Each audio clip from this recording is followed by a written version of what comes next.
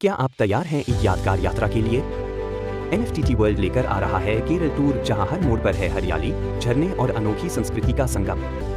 Luxury stay, शुद्ध जैन व शाकाहारी भोजन, साथ ही स्वादिष्ट दक्षिण भारतीय व्यंजन के साथ ये सफर बनेगा जिंदगी भर का अनुभव। आज ही अपने परिवार एवं मित्रों के साथ बुकिंग करें। महावीर जी एवं भूपेंद्र जी जैन से संपर्क करें। महाराज जी,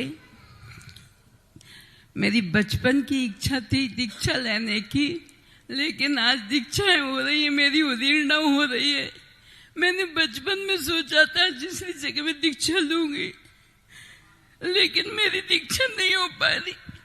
पहले 87 में आजीसी ने कह दिया अभी तो छोटी है छोटी है छोटी है, तो आजीसी के लाड़ ने बिगाड़ दिया, अब मेरे शरीर ने बिगाड़ दिया और मेरी दीक्षा नहीं हो पा रही। रही मन की व्यथा, मन में राखों को सुन ले, 8 लोग सब बांट लेने को। मेरी इतनी पीड़ा हो रही है कि मेरी दीक्षा नहीं हो पा रही। मैंने बचपन से सोचा था मुझे ऐसी जिंदगी नहीं जीना था, मुझे ध्यान करना था, अपने कर्मों का क्षय करना था। मेरे ऐसे कौन से कर्म का उदय है कि मेरी दीक्षा की इच्छा पूरी नहीं हो पा रही। मैं आजीश्री से हमेशा कहती थी और जब जब दीक्षा होती थी तब मैं ऐसे ही विकल्प करती थी। आजीश्री मुझे कहती यही संसार है, जिसका शरीर साथ नहीं देता उसकी इच्छा होती है, जिसका शरीर साथ देता उसकी इच्छा नहीं होती। मैंने तो बचपन से भावना भाई और मेरी पूरी नहीं हो पा रही। क्या पूरी होगी कि नहीं होगी कि समाधि के टाइम आप मुझे दीक्षा दे देंगे? मेरी समाधि हो इस टाइम मुझे दीक्षा दे देना, मेरी एक इच्छा पूरी कर देना। बस मुझे वो कुछ भी नहीं चाहिए दुनिया वालों से, वो दुनिया से बस एक इच्छा पूरी चाहिए मुझे। आप मेरी दीक्षा दे देना, अंत समय वो समाधि करा देना। आज श्री तो मुझे आश्वासन देते रहे। मुझे मेरी शरीर की सामर्थ्य न होने के कारण दीक्षा न ले पाई। मुझे अब दीक्षा दे दे तो नमोस्तु महाराज जी, नमोस्तु महाराज जी, नमोस्तु महाराज जी। निधन निकाची करता क्या था? दीक्षा 2 प्रकार की होती है। एक दीक्षा लेना, दीक्षा नहीं ले पाना यह विकल्प पाना भी एक दीक्षा है। हमने एक बार कहा था कि ये ग्रंथ कठिन है 12 वर्षीय लोगों से, कि जब तुमने इसको पढ़ा तो ये ग्रंथ कठिन लगा, और कठिन लगा इतना तो ज्ञान हुआ कि ये ग्रंथ कठिन है।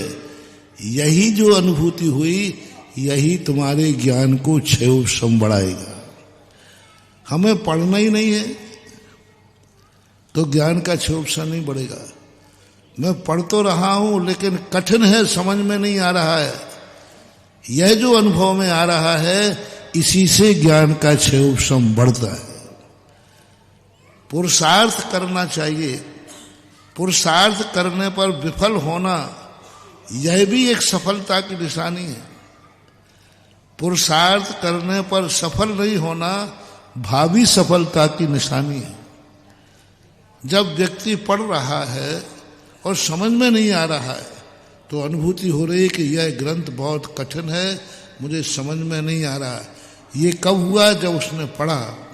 तो कठिनाई की अनुभूति होना भी हमारे भविष्य की सरलता का द्योतक है।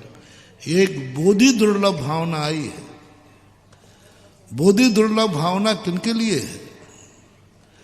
बोधि दुर्लभ भावना भी एक दीक्षा है।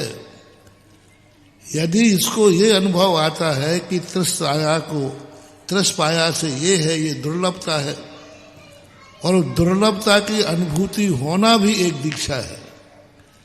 इसलिए जो लोग दीक्षा की दुर्लभता मान रहे हैं, मेरी दीक्षा नहीं हो पा रही है, उनकी भी यह दीक्षा शुरू हो चुकी है और बहुत जल्दी एक आध भाव में ही दीक्षा मिल जाएगी। लेकिन जिनको यही नहीं भाव आ रहा है कि मैं दीक्षा नहीं ले पा रहा हूं, ये अनुभूति भी नहीं हो रही है, उनका भी संसार बहुत बड़ा है। इसलिए इस प्रश्न पर दो मोटिवेशन दुनिया को दे रहा हूं कि यदि तुम्हारी अनुकूलता है तो दीक्षा लेना चाहिए, और दीक्षा नहीं ले पा रहे हैं ऐसी अनुभूति हो जाए कि मैं दीक्षा नहीं ले पा रहा हूं, ले पा रही हूं, कोई दुर्लभता के कारण यदि नहीं ले पाने की भी अनुभूति हो रही है तो निश्चित समझना कि दीक्षा के लिए योग्यता तुम्हारी शुरुआत हो गई। इसलिए नहीं ले पाना ये अनुभूति भी दीक्षा का दूसरा पहलू है, भविष्य का संकेत है।